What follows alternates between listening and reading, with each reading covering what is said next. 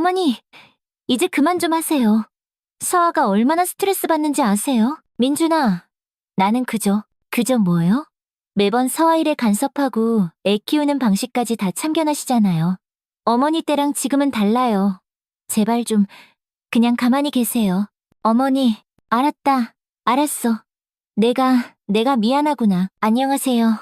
여러분, 오늘 이렇게 제 이야기를 나눌 수 있어 감사해요. 저희 사연을 이야기하려니 지금도 가슴이 쿵쾅쿵쾅 떨리네요. 혹시 지금 이 영상을 보고 계신다면 구독과 좋아요, 알림 설정 부탁드릴게요. 제 이야기가 누군가에게 작은 위로가 될 수 있다면 정말 좋겠습니다. 저는 올해 65, 인천에 사는 유지라고 합니다. 남편은 30년 전에 먼저 하늘나라로 떠났고 지금은 아들 민준이와 며느리 서아 그리고 손주와 함께 살고 있어요. 아니, 몇 년 전까지는 살았었죠.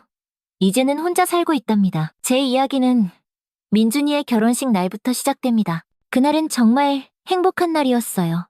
남편이 떠난 빈자리가 보이는 슬픈 결혼식이기도 했지만 아들이 저렇게 예쁜 신부를 만나 새 가정을 꾸리는 모습을 보니 감정이 벅차올라 눈물이 하염없이 흘렀습니다. 하지만 그 눈물 속에는 왠지 모를 불안감도 숨어 있었어요. 민준이가 이제 정말 제 품을 떠난다는 서운함이었을까요?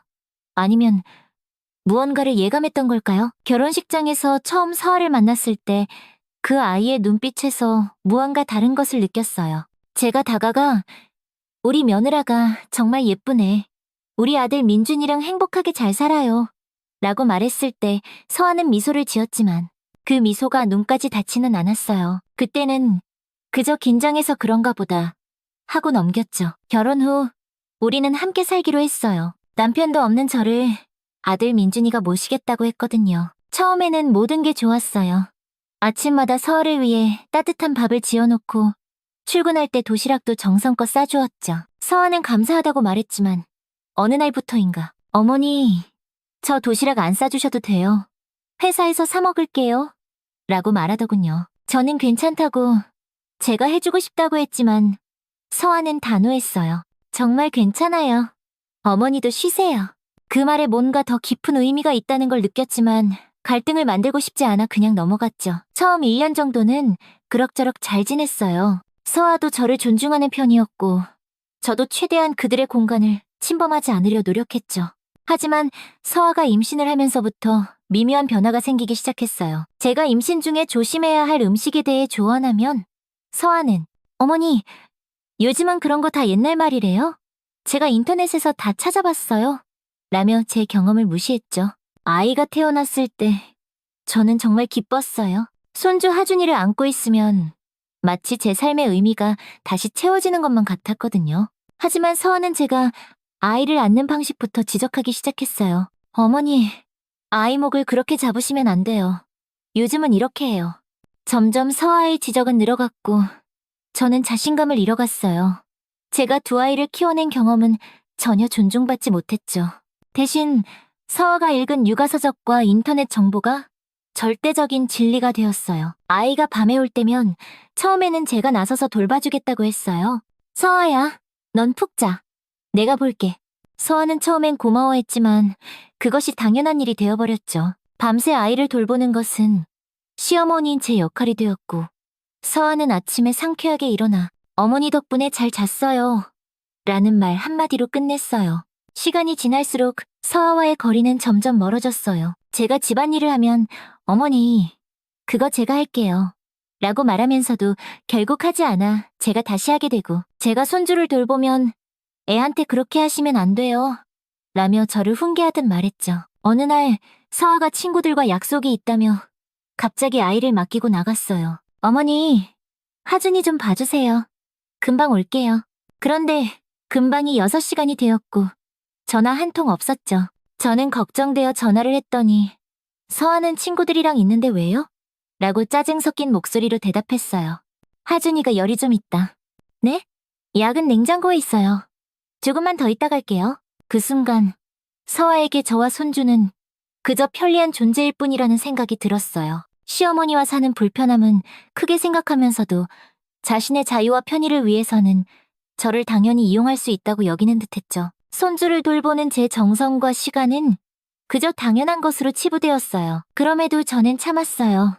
가족을 위해서라는 생각으로요. 하지만 제 마음속에는 서운함과 소외감이 서서히 쌓이고 있었죠. 한 번은 손주가 아파서 제가 끓여준 미역국을 먹이려 했는데 서아가 부엌에 들어오더니 어머니, 요즘 애들은 미역국 같은 거 안 먹어요.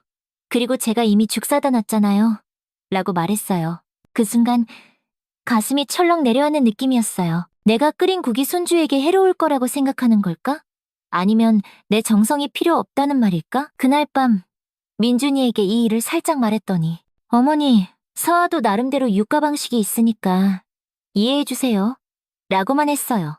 아들의 말에 더 깊은 상처를 받았지만 가족의 평화를 위해 그저 웃으며 넘겼죠. 점점 집안에서 제자리는 좁아져 갔어요. 부엌에서 요리를 하면 서아가 어머니, 요즘은 그렇게 안 해요. 라며 제 방식을 부정했고 제가 손주와 놀아주면 애가 산만해져요. 라며 간섭했죠. 그럴 때마다 저는 그래, 내가 틀렸구나. 라고 생각하며 물러섰어요. 어느 날 서아의 친구들이 집에 놀러 왔을 때였어요. 저는 그들을 위해 과일을 정성껏 깎아내왔는데 서아가 갑자기 어머니, 저희끼리 있을게요 라고 말하더군요. 마치 저를 외부인처럼 대하는 느낌이었어요. 그 순간 눈물이 핑 돌았지만 꾹 참고 그래, 너희끼리 편하게 이야기해라 라며 웃으며 방으로 들어갔죠. 방문을 닫고 창밖을 바라보는데 서아와 친구들의 웃음소리가 들려왔어요. 그 웃음소리가 왜 그렇게 날카롭게 가슴을 찔렀는지 모르겠어요. 창밖으로 보이는 하늘은 맑았는데 제 마음은 구름이 잔뜩 낀 것처럼 어두웠죠. 여보, 나 이제 어떻게 해야 하지? 남편에게 속으로 말을 걸었어요. 여보, 당신이 살아있었다면 이런 일은 없었을까? 아니면 똑같았을까? 가끔 남편이 그리웠고 그 순간 너무 외로웠어요. 내 집인데, 내 가족인데 왜 이렇게 낯선 느낌이 드는 걸까? 저녁 식사 시간, 제가 정성껏 끓인 된장찌개를 테이블에 올리고 있을 때였어요. 점심부터 준비해서 육수를 진하게 우려내고 엄선한 재료로 만든 제 자랑거리였죠. 그런데 서아가 갑자기 외출복으로 갈아입고 나타나더니 말했어요. 어머니, 저희 오늘 외식하기로 했어요. 서아는 아이의 외투를 챙기며 서두르는 모습이었어요. 저는 잠시 손에 들고 있던 국자를 내려놓으며 어리둥절했죠. 오늘 외식? 민준이가 뒤에서 겸연쩍게 웃으며 다가왔어요. 아침에 어머니께 말씀드리지 않았나? 하지만 그의 눈빛에서 이건 즉흥적인 결정이었다는 걸 알 수 있었어요. 서아는 제게 잠깐 시선을 주더니 애매하게 고개를 끄덕일 뿐이었어요. 얼른 가요. 예약 시간 늦겠어요. 민준이는 죄송하다는 눈빛을 잠깐 보냈지만 곧 서아의 재촉에 서둘러 현관으로 향했어요. 어머니, 저희 먼저 가볼게요. 문이 닫히고 갑자기 집안이 너무 조용해졌어요. 식탁 위에는 아직 김이 모락모락 나는 된장찌개와 정성스레 준비한 밑반찬들이 놓여 있었죠. 모두를 위해 차린 밥상인데 결국 제 몫만 남은 거죠. 혼자 식탁에 앉아 찬물에 밥을 말아 김치 몇 조각과 함께 천천히 씹었어요. 뜨끈한 된장찌개는 그대로 있었죠. 내일 아침에라도 가족들에게 대접해야겠다는 생각에 손도 대지 않고 그릇째 냉장고에 넣었어요. 냉장고 문을 닫으면서 문득 이 집에서 내가 누구인가 하는 생각이 들었어요. 내 존재감은 어디에 있는 걸까? 가족도 이 집의 주인도 아닌 그저 지나가는 손님 같은 느낌. 아니, 손님보다도 못한 존재. 손님이라면 적어도 식사 계획을 미리 알려줬을 테니까요. 이렇게 지내던 어느 날 서아가 갑자기 말했어요. 어머니, 이제 제가 일을 다시 시작하려고 해요. 하준이 좀 봐주실 수 있죠? 저는 기쁜 마음으로 그럼 당연하지 라고 대답했죠. 손주와 더 많은 시간을 보낼 수 있다는 생각에 행복했으니까요. 하지만 그때는 몰랐어요.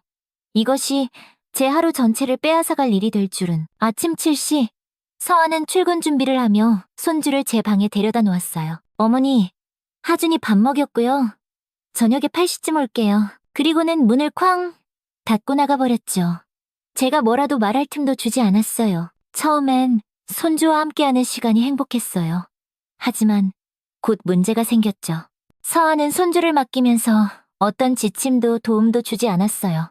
기저귀는 어디 있는지, 낮잠은 언제 재우는지, 알레르기는 없는지 아무것도 말해주지 않았죠. 한 번은 손주에게 제가 만든 죽을 먹였는데 그날 저녁 서아가 돌아와서는 대노했어요. 어머니, 제가 얼마나 말했어요. 애한테는 유기농 이유식만 먹이라고요. 제가 냉장고에 다 준비해놨잖아요. 저는 당황했어요. 서아야, 미안해. 냉장고에 있는 줄 몰랐어. 항상 그렇게 말씀하시면서 제 말은 안 들으시잖아요. 어머니 방식대로만 하시려고.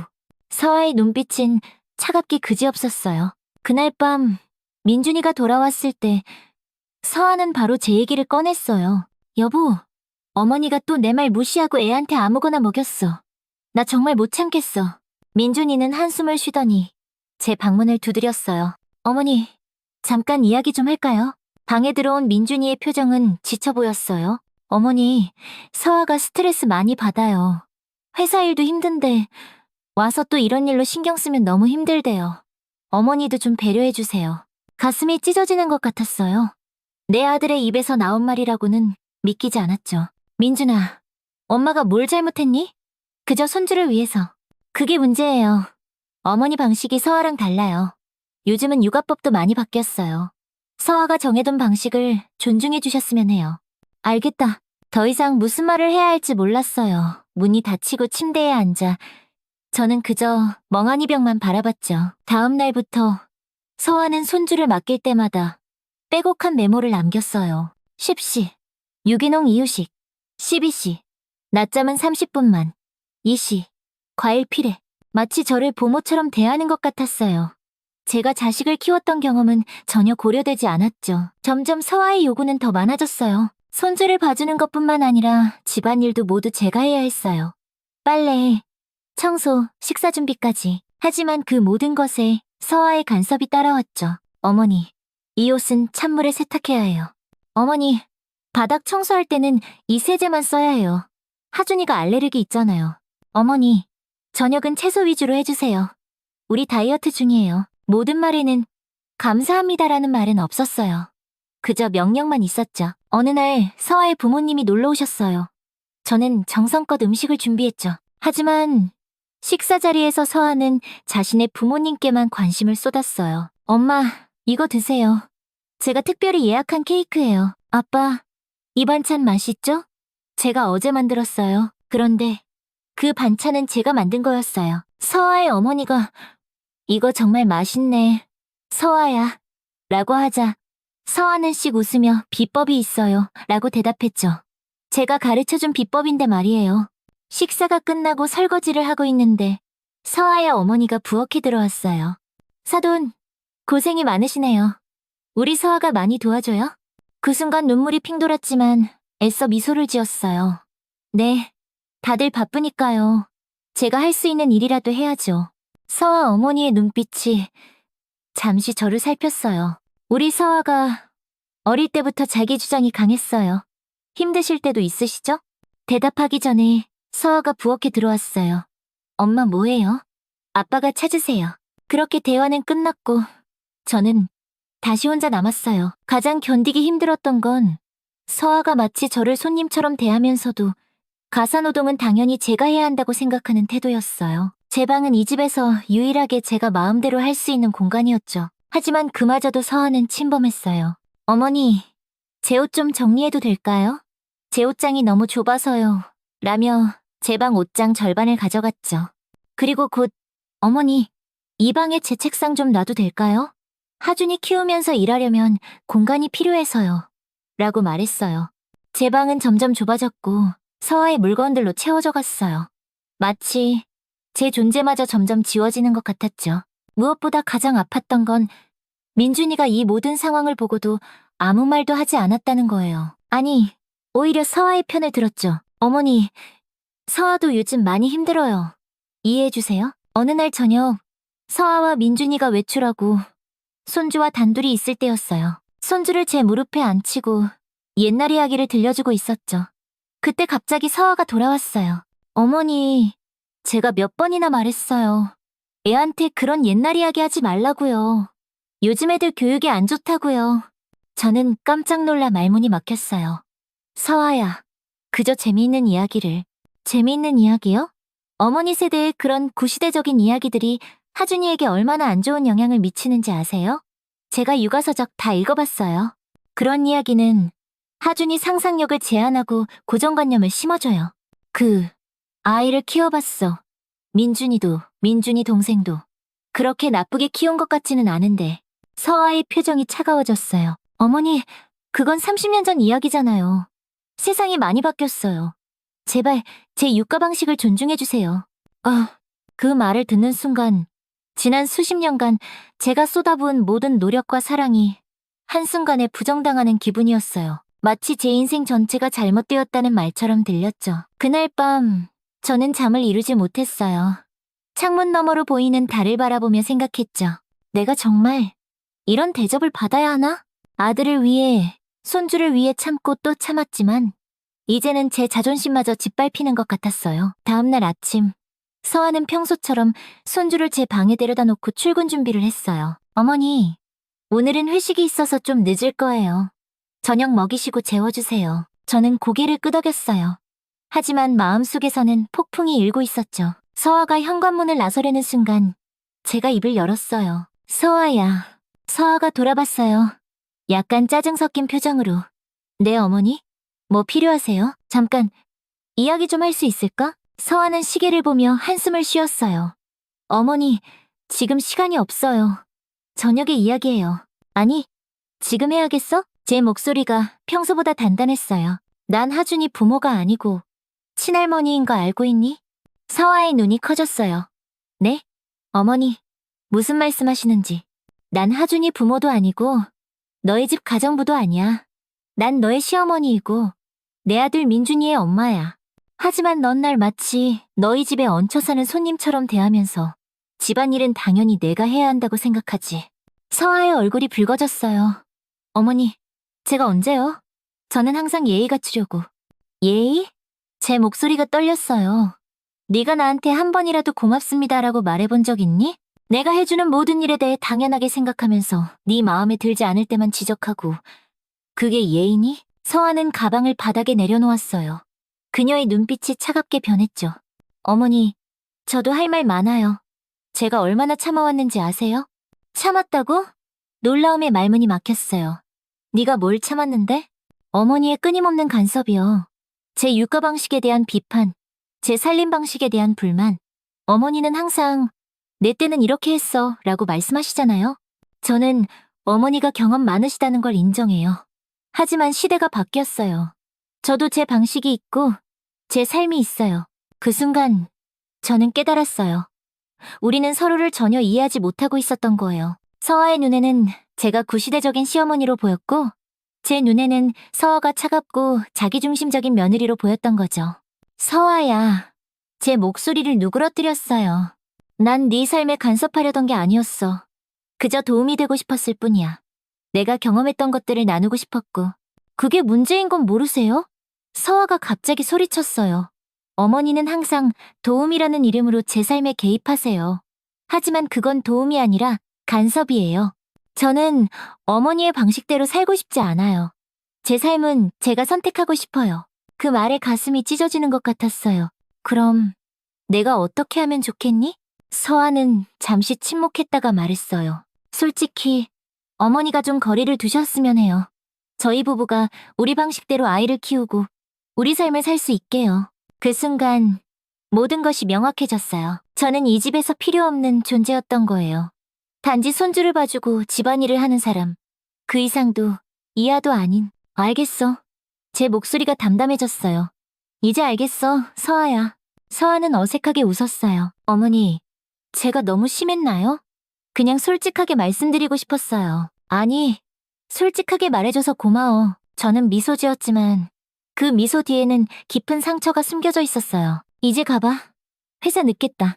서아는 잠시 망설이다가 고개를 끄덕이고 나갔어요. 문이 닫히자 저는 그대로 주저앉았어요. 손주가 제 무릎을 끌어안았지만 그 따뜻함도 제 차가워진 마음을 녹일 수 없었죠. 그날 저녁 민준이가 귀가했을 때 저는 결심을 굳혔어요. 서아는 아직 회식 중이었고 손주는 이미 잠들어 있었죠. 민준아, 엄마랑 얘기 좀 할까? 민준이는 피곤한 표정으로 소파에 앉았어요. 네, 어머니. 무슨 일 있으세요? 민준아, 나 이제 나가려고 해. 민준이의 눈이 커졌어요. 네? 어디 가시려고요? 내 집으로, 내 삶으로 돌아가려고. 갑자기 무슨 말씀이세요? 무슨 일 있었어요? 민준이는 당황한 표정이었어요. 저는 깊은 숨을 들이쉬었어요. 아니, 갑자기가 아니야. 오랫동안 느껴왔던 거야. 나는 이 집에서 불필요한 존재라는 것을. 어머니, 무슨 말씀을?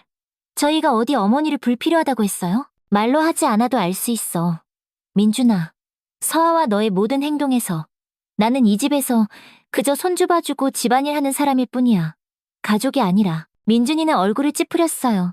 어머니, 그건 오해예요. 저희는 어머니를 가족으로 생각하고 있는데. 정말 그래? 그럼 왜? 서아는 내 말은 항상 무시하고 너는 항상 서아 편만 들지? 왜 나의 경험, 나의 지혜는 항상 구시대적이라고 무시당하지? 내가 이 집에서 한 번이라도 존중받은 적 있니? 민준이는 말문이 막힌 듯 했어요. 그제서야 아들의 눈에 무언가 깨달음이 스쳐 지나가는 것을 봤어요. 어머니, 정말 그렇게 느끼셨어요? 응. 민준아, 매일 매 순간 그렇게 느꼈어. 제 목소리가 떨렸어요. 처음에는 참았어. 새로운 가족이니까 적응하는 시간이 필요하겠지. 라고 생각했지. 하지만 시간이 지날수록 더 심해졌어. 이제는 내 존재 자체가 너희에게 짐이 된 것 같아. 민준이는 잠시 침묵하더니 갑자기 말투가 바뀌었어요. 어머니, 사실 저도 말씀드리고 싶은 게 있었어요. 저는 아들의 눈빛이 변하는 것을 느꼈어요. 무슨 말이니? 저희도 저희만의 공간이 필요해요. 서아가 항상 말하는데 아직도 우린 신혼이잖아요. 신혼부부가 시부모와 함께 사는 건 정말 힘든 일이래요. 서아 친구들은 다들 신혼집 따로 마련했는데 서아만 시어머니랑 같이 살아서 스트레스 많이 받는다고. 그 말에 제 심장이 얼어붙는 것 같았어요. 그래서 너희는 내가 나가주길 바란 거였니? 민준이는 눈을 피했어요. 그건 아니지만 서아가 요즘 많이 힘들어해서.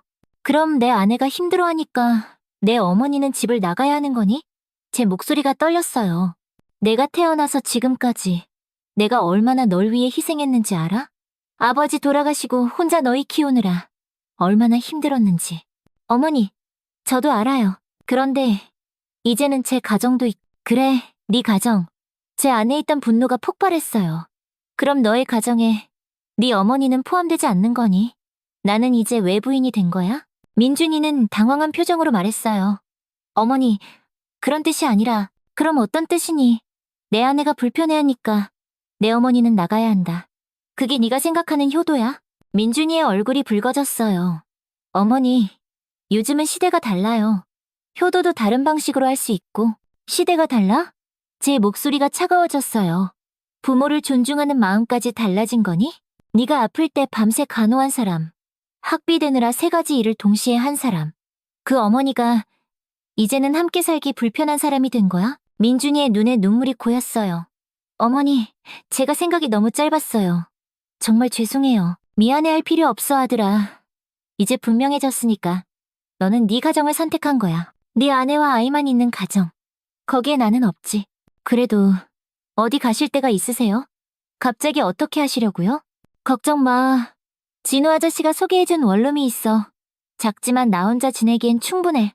내일 짐 싸서 나갈 거야. 민준이는 당황한 표정이었어요. 내일이요? 너무 갑작스러운 거 아니에요? 좀 더 생각해보시고. 아니, 이미 충분히 생각했어. 사실 1달 전부터 알아봤던 거야. 오늘 서아와 대화하면서 확신이 들었어. 서아와 무슨 얘기했는데요? 민준이의 목소리가 조금 날카로워졌어요. 진실을 마주했을 뿐이야. 서아도 솔직하게 말했어. 내가 거리를 두었으면 좋겠다고. 민준이의 표정이 굳어졌어요. 제가 서아한테 물어볼게요. 분명 오해가 있을 거예요. 오해가 아니야, 민준아. 제 목소리가 단호해졌어요. 이건 내 결정이야. 나도 이제 내 삶을 찾아야 해. 너희 가족에게 짐이 되기 싫어. 그 순간 현관문이 열리는 소리가 들렸어요. 서아가 들어왔죠. 어머, 무슨 심각한 대화 중이세요? 서아가 물었어요. 약간 술 기운이 있어 보였죠. 민준이가 서아를 바라봤어요. 서아야, 어머니가 내일 나가신대. 서아의 눈이 커졌어요. 그 순간 그녀의 표정에서 놀람과 함께 묘한 안도감을 읽을 수 있었어요. 그 표정이 제 마음의 마지막 대못을 박았죠. 정말요? 서아가 민준이를 바라보며 작은 목소리로 물었어요. 그리고 바로 표정을 바꾸며 제게 말했죠. 어머니, 갑자기 왜요? 저는 서아의 진심 없는 걱정에 쓴웃음이 났어요. 서아야, 네가 바라던 거잖아. 이제 너희끼리만의 공간이 생기는 거야. 서아는 당황한 듯 민준이를 힐끔 쳐다봤어요. 여보, 당신이 어머니께 뭐라고 했어요? 민준이가 머뭇거리자 제가 말했어요. 아니, 민준이는 방금 솔직하게 말했을 뿐이야. 너희가 신혼부부만의 공간이 필요하다고.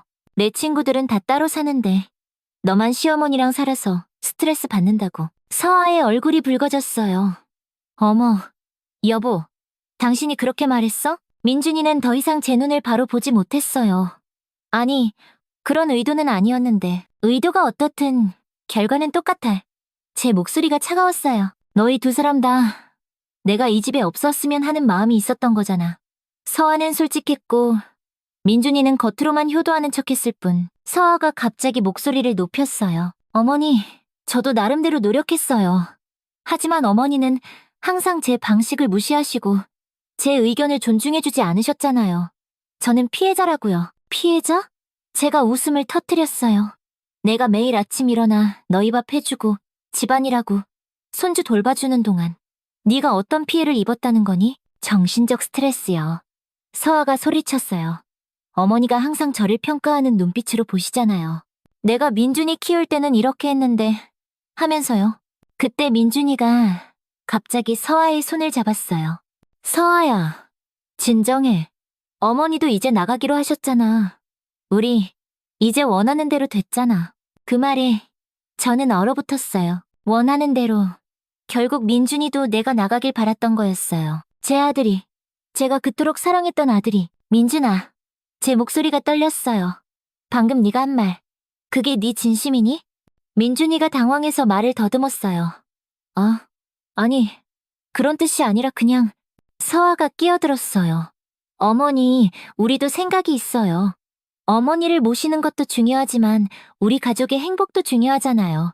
어머니가 계속 저희 육가 방식에 간섭하시고 집안일에 관여하시면 저희는 언제 저희만의 가정을 꾸려요? 네, 말이 맞아, 서아야. 제가 담담하게 말했어요. 너희만의 가정. 거기에 나는 없이. 이제 확실히 알았어. 민준이가 다가왔어요. 어머니, 제발 오해하지 마세요. 저희가 어머니를 사랑하는 건 사랑이 뭔지 아니? 제가 민준이의 말을 끊었어요. 사랑은 상대방을 있는 그대로 받아들이는 거야. 나의 방식, 나의 경험, 나의 존재 자체를. 그런데 너희에게 나는 뭐였니?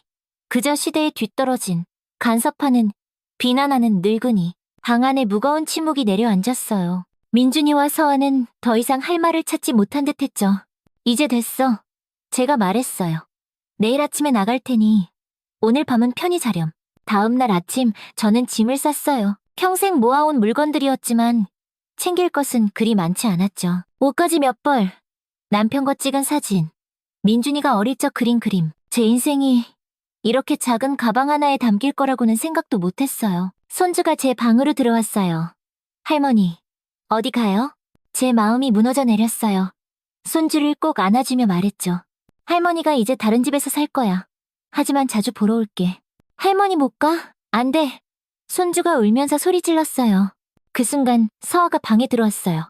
하진아, 이리 나와. 할머니 바쁘셔. 서아의 목소리는 평소보다 부드러웠지만 그 안의 냉랭함은 감출 수 없었죠. 손주를 데리고 나가면서 서아는 잠시 저를 돌아봤어요. 어머니, 정말 가시는 거예요? 서아야, 이게 우리 모두에게 좋을 거야. 서아는 입술을 깨물더니 말했어요. 제가 너무 심했나요? 저는 미소 지었어요.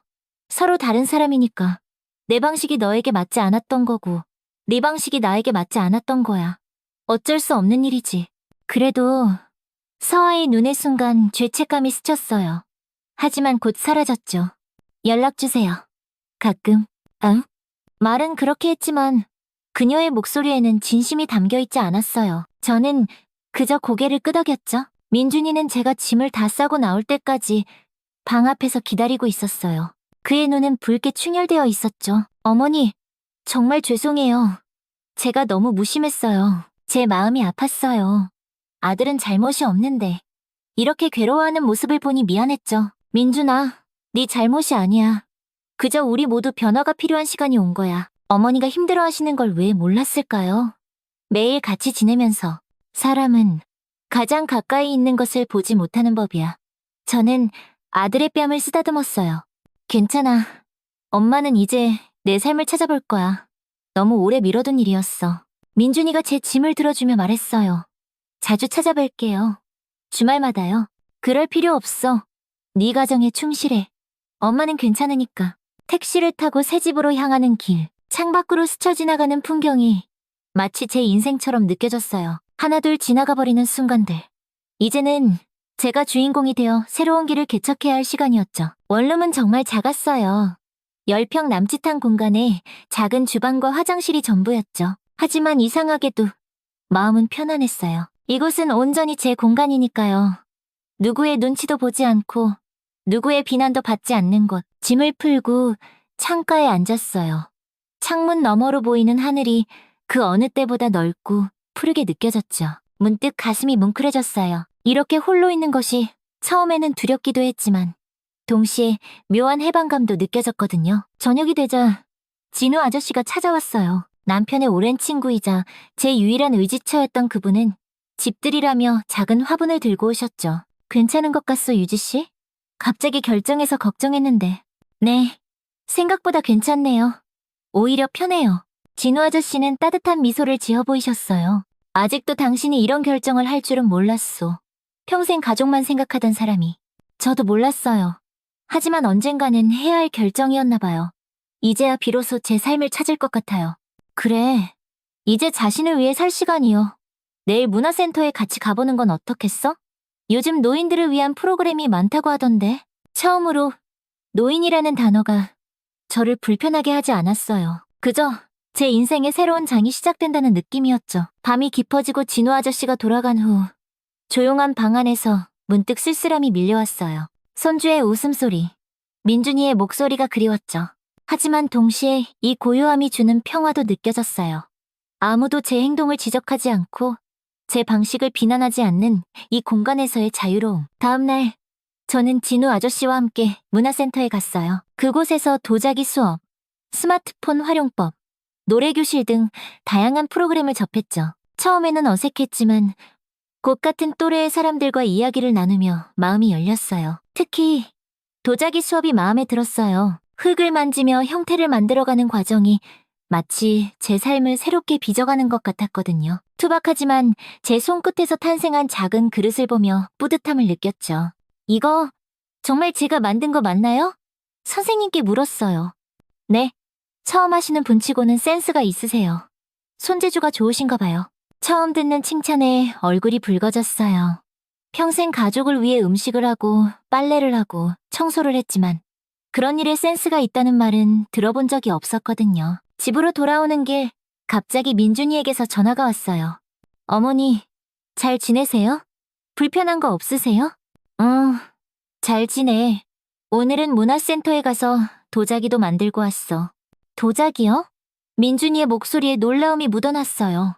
어머니가 그런 걸 하실 줄은 몰랐어요. 나도 몰랐어, 민준아. 이제 알게 됐지. 통화를 마치고 집에 들어오니 작은 원룸이 전보다 더 아늑하게 느껴졌어요. 창가에 놓인 진우 아저씨의 화분에 물을 주며 생각했죠. 이제 시작이야. 내 인생의 새로운 장. 일주일이 지나고 민준이가 손주를 데리고 찾아왔어요. 서원은 오지 않았죠. 아마도 어색했을 테니까요.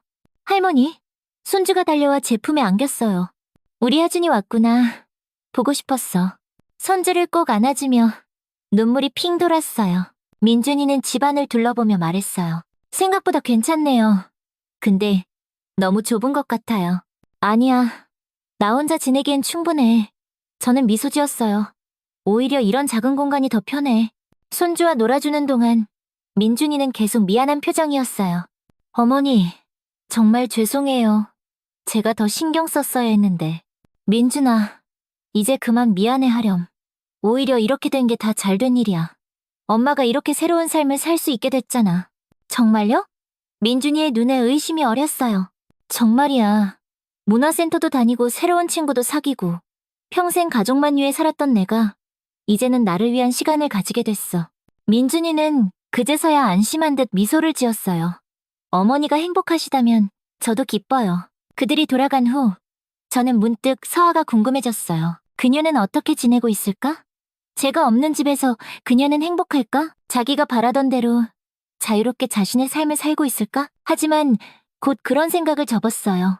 이제는 제 삶에 집중할 시간이니까요. 옛날에는 항상 다른 사람을 먼저 생각했지만 이제는 저 자신을 가장 먼저 생각하려고 해요. 이기적인 것 같아 미안한 마음도 들지만 65년 만에 처음으로 나를 위한 시간을 갖는 거니까요. 한 달이 지났을 때 저는 문화센터에서 알게 된 친구들과 함께 여행을 가기로 했어요. 제주도로 2박 3일 여행이었죠. 제주도요? 혼자서 가시게요? 민준이가 놀라서 물었어요. 아니, 친구들이랑 같이 가. 문화센터에서 만난 분들이야. 어머니가 그런 분들이랑 여행을 다니실 줄은 몰랐네요. 저 자신도 생각도 못하던 일이었어요. 평생 가족의 틀 안에서만 살았던 제가 이제는 새로운 인연을 만들고 새로운 경험을 쌓아가고 있었죠. 제주도 여행은 정말 특별했어요. 바다를 보며 명상하고 오름을 오르며 땀을 흘리고 밤에는 친구들과 막걸리를 마시며 인생 이야기를 나눴죠. 이런 자유로움을 평생 느껴보지 못했다는 사실이 새삼 놀라웠어요. 여행에서 돌아온 후 문득 집에 전화가 왔어요. 며느리 서아였죠. 어머니, 어떻게 지내세요? 서아의 목소리는 어색했어요. 잘 지내 서아야. 방금 제주도 여행에서 돌아왔어. 제주도요? 서아의 놀란 목소리가 들렸어요. 어머니, 혼자서요? 아니, 친구들이랑 같이 갔다 왔어. 저는 편안하게 대답했어요. 잠시 침묵이 흐른 뒤 서아가 말을 이었어요. 어머니, 그때 일은 정말 죄송해요. 제가 너무 이기적이었던 것 같아요. 서아의 사과가 예상 밖이었지만 이상하게 제 마음은 평온했어요. 괜찮아, 서아야. 오히려 덕분에 내가 이렇게 새 삶을 찾게 됐으니까. 하준 아빠도 많이 죄송해하고 있어요. 혹시 이번 주말에 저희 집에 한번 오실래요? 식사라도 같이?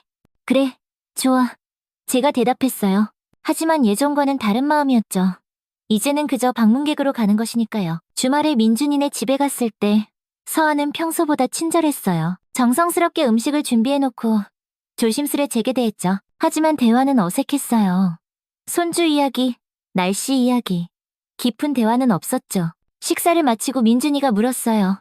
어머니, 요즘은 어떻게 지내세요? 난 참 잘 지내, 민준아. 진심을 담아 말했어요. 문화센터에서 도자기도 배우고 스마트폰 강좌도 듣고 있어. 진우 아저씨가 소개해준 노인대학에도 다니기 시작했어. 거기서 영어도 배우고 있지. 영어요? 서아가 놀란 표정으로 물었어요. 늦었지만 배우고 싶었거든. 나중에 해외여행도 가보고 싶어서. 민준이와 서아는 서로 눈빛을 교환했어요. 아마도 그들의 예상과는 다른 제 모습에 놀란 것 같았죠. 어머니 혹시 다시 저희 집으로. 민준이가 조심스레 말을 꺼냈어요. 저는 고개를 저었어요. 고맙지만 난 지금 이대로가 좋아. 내 공간에서 내 방식대로 살고 싶어. 서아의 눈에 복잡한 감정이 어렸어요. 죄책감, 안도감, 아니면 둘 다일까요? 하지만 이제 그건 중요하지 않았어요. 제 삶은 제가 선택하는 거니까요. 그날 이후로도 가끔씩 민준이네 집에 초대받아갔어요. 처음에는 한 달에 한 번, 그러다 두 달에 한 번. 점점 방문 간격이 길어졌지만 저는 그것을 서운하게 생각하지 않았어요. 오히려 제 삶이 더 풍요로워지고 있었으니까요. 도자기 수업에서 만든 작품들로 작은 전시회도 열었어요. 진호 아저씨와 문화센터 친구들이 와서 축하해 주었죠. 민준이 가족도 초대했지만 오지 못했어요. 애가 갑자기 열이 나서라고 문자가 왔죠. 예전 같았으면 서운했겠지만 이제는 그저 이해할 뿐이었어요. 어느 날 진호 아저씨가 제게 물었어요. 유지 씨, 후회는 없어? 가족 곁을 떠난 것이. 저는 잠시 생각에 잠겼다가 답했어요. 아니요, 후회는 없어요. 오히려 감사해요. 이렇게 늦게라도 제 삶을 찾게 되었으니까요. 그래도 손주는 보고 싶지 않소? 물론 보고 싶죠. 하지만 이제는 달라요. 예전에는 손주가 제 삶의 전부인 것처럼 느꼈어요. 하지만 지금은 손주도 제 삶의 일부일 뿐, 전부는 아니에요. 진우 아저씨가 미소 지었어요. 많이 변하셨어, 유지씨. 더 당당해지고 더 행복해 보이네요. 1년이 지났을 때 저는 노인대학 친구들과 함께 유럽 여행을 계획했어요. 일주일 동안 이탈리아와 프랑스를 둘러보는 일정이었죠. 민준이에게 전화했을 때 그의 반응은 예상대로였어요. 어머니, 그 나이에 해외여행이요. 위험하지 않을까요? 민준아, 나랑 같이 가는 사람들 다 나 또래야. 다들 잘 다녀오던데. 제가 웃으며 말했어요. 그래도 너무 무리하시는 거 아니에요? 무리가 아니라 도전이야, 민준아. 이제서야 내가 얼마나 많은 것을 경험하지 못했는지 깨달았어. 앞으로 더 많은 것을 보고, 느끼고, 배우고 싶어. 전화를 끊고 나서 생각했어요. 항상 가족을 위해 자신을 희생하고, 그들의 행복만을 위해 살았던 예전의 제 모습. 그때의 저는 오늘의 저를 상상도 못했을 거예요. 유럽 여행은 정말 환상적이었어요. 로마의 유적 앞에서, 파리의 에펠탑 아래에서 사진을 찍으며 저는 생각했죠.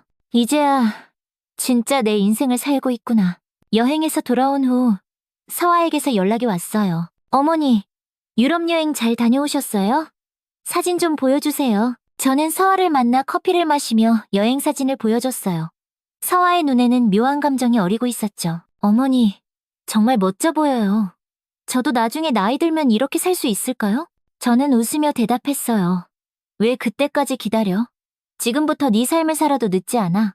서아는 잠시 생각에 잠긴 듯 했어요. 저는 어머니를 많이 오해했던 것 같아요. 그때 어머니께 너무 못되게 굴었는데. 정말 죄송해요. 괜찮아. 서아야. 그 일이 없었다면 나는 아직도 남을 위한 삶만 살고 있었을 거야. 오히려 고마워. 서아의 눈에 눈물이 고였어요. 어머니, 정말 대단하세요. 함께 시간을 보내고 헤어질 때 서아가 말했어요. 다음 주에 저희 집에 오세요. 하준이가 할머니 보고 싶어 해요. 그래, 시간 되면 갈게. 저는 대답했어요. 하지만 둘 다 알고 있었죠. 제 삶에는 이제 더 많은 것들이 있다는 것을. 가족은 여전히 소중하지만 제 삶의 전부는 아니라는 것을. 2년이 지난 지금 저는 작은 원룸에서 여전히 혼자 살고 있어요. 하지만 결코 외롭지 않죠.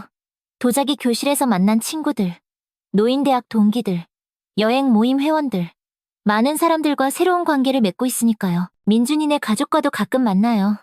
명절이나 생일에. 하지만 이제는 그저 식사 정도만 함께할 뿐이에요. 깊은 대화도 큰 기대도 없이. 그리고 그것으로 충분해요. 어느 날 손주가 제게 물었어요. 할머니, 왜 우리랑 안 살아요? 저는 미소 지으며 대답했어요. 할머니는 할머니만의 집이 필요했어. 그곳에서 할머니만의 이야기를 만들고 있지. 할머니 이야기요? 어떤 이야기요? 글쎄, 아직 다 못 썼어. 하지만 정말 멋진 이야기가 될 거야. 손주의 눈이 반짝였어요. 나중에 들려주세요. 그럼 언젠가 다 쓰고 나면 꼭 들려줄게. 돌아오는 길, 버스 창밖으로 지나가는 풍경을 바라보며 생각했어요. 내 인생의 이야기는 아직 끝나지 않았어. 오히려 이제 막 시작된 걸지도 몰라. 여러분, 제 이야기는 여기까지예요. 제가 모든 것을 잃었다고 생각했을 때 사실은 새로운 시작을 위한 준비였던 거죠. 평생 다른 사람을 위해 살던 제가 65에 비로소 제 자신을 찾아가는 여정을 시작했어요. 만약 지금 이 이야기를 듣고 계신 분들 중에 저와 비슷한 상황에 계신 분이 있다면 꼭 기억하세요. 언제라도 새로운 시작은 가능하다는 것을요. 나이가 많다고, 책임이 있다고, 다른 사람들이 기대한다고 해서 자신의 행복을 포기하지 마세요. 우리 모두는 자신만의 이야기를 써나갈 자격이 있어요. 늦었다고 생각할 때가 가장 빠른 때라고 하잖아요. 제 이야기가 누군가에게 작은 용기라도 됐으면 좋겠습니다. 이렇게 제 이야기를 들어주셔서 감사합니다. 구독과 좋아요, 알림 설정 부탁드려요.